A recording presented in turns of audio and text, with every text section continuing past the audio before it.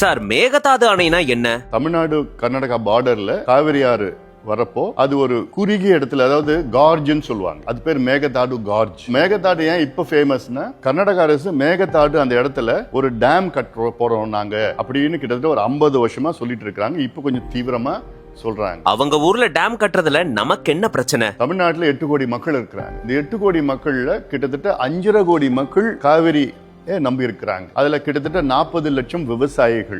மேட்டூர் டேம்ல 96 டிஎம்சில இன்னைக்கு 40 டிஎம்சி தான் இருக்கு. அந்த 40 டிஎம்சியும் குடிக்கிறதுக்கு தான் நம்ம வச்சிருக்கிறோம். காவிரி டெல்டால குருவை, சம்பா, ஆலடி இந்த மூணுமே நம்ம கல்டிவேட் பண்றோம். இப்போ குருவை சீசன்ல தண்ணி இல்ல. லாஸ்ட் 7 இயர்ஸ்ல 6 இயர்ஸ் கரெக்டா ஜூன் 12 மேட்டூர் டேம் திறந்து விட்டு இருக்கிறோம் குருவை கல்டிவேஷனுக்கு. இந்த வருஷம் திறக்க முடியல, ஏன்னா தண்ணி இல்ல. மேகதாது டேம் கட்டினாங்கன்னா சுத்தமா ஒரு சொட்டு குடிக்கிறது கூட தண்ணி வராது. அப்போ எனக்கு எந்த பிரச்சனையும் இல்ல.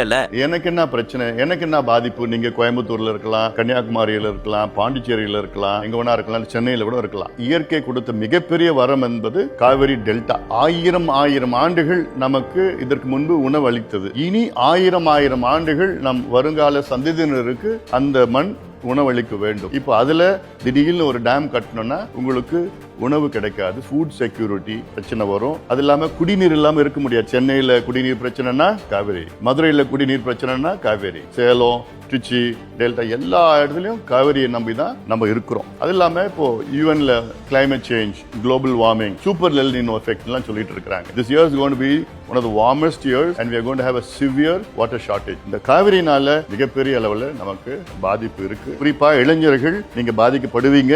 everyone will be affected. இதுக்கு நான் என்ன சார் பண்ண முடியும்? உங்ககிட்ட நாங்க எதிர்பார்க்கிறது, இதை அழுத்தம் கொடுங்க, இது எல்லாத்துக்கும் ஷேர் பண்ணுங்க, இது வெளியில கொண்டு வாங்க, இதுல ரீல்ஸ் போடுங்க, பதிவு போடுங்க, ட்விட்டர்ல, சோசியல் மீடியால ஷேர் பண்ணுங்க, ஒரு அவேர்னஸ் கொண்டு வாங்க. நீங்க எல்லாம் சோசியல் மீடியா மூலமா ஒரு ஆட்சி மாற்றத்தையே நீங்க கொண்டு வந்திருக்கீங்க. நிச்சயமா இந்த மேகதாது அணை தடுக்கிறதுக்கு உங்களால உறுதியா முடியும். இதை தடுத்தே ஆக வேண்டும். இது தடுத்தாதான் தமிழ்நாட்டு மக்கள் வரும் காலத்துல சுயமரியாதையோட வாழ முடியும். சார், வீடியோ ஆரம்பிக்கிறப்போ ஒரு குறியீடு காட்டினீங்களே, அதுக்கு என்ன அர்த்தம்? கர்நாடகாவில் மேகதாது அணை கட்டினாங்கன்னா தமிழ்நாடு மக்கள் மேகதாது அணையை தடுப்போம், காவிரியை காப்போம்.